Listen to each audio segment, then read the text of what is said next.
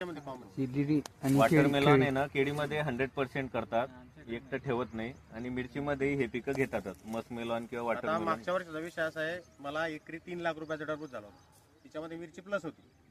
टरबूज निघून गेलं, मिरची 1 ते 1.25 लाख रुपये परत झाले होते.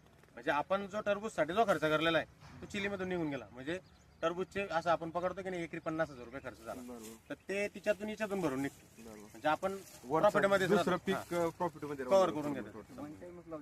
वन टाइम सेम वॉटरमेलन खाली राहते, चिली वरती निघून जाते ना, टिकून जातात. एवढंच आहे की पेस्ट थोडंसं अटॅक, कारण ते वेलवर्गीय पीक आणि हे याच्यामध्ये सेमच पेस्ट असतात. त्याच्यामुळे परत एक अजून अनुभव आहे सर, की हे प्लेन जर पीक लावलं ना, तर याच्यावरती जो आपण इंटरवल आहे आपला पेस्टिसाइड इन्सेक्टिसाइडचा, तो खूप कमी होऊन जातो.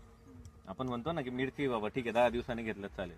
वॉटरमेलॉनला काय होतंय की 60-70 दिवसात आपल्याला सर्व करायचंय, तर ते वॉटरमेलॉनवरती जे स्प्रे होत आहे ते इनडायरेक्टली याच्यात येत आहेत ना.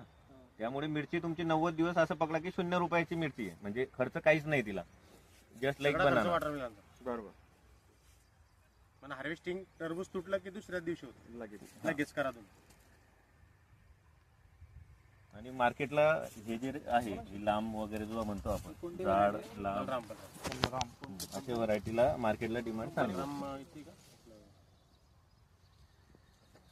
कोणत्या सेगमेंटमध्ये चालली? कारण की ह्या सेगमेंट आमच्याकडे नाही.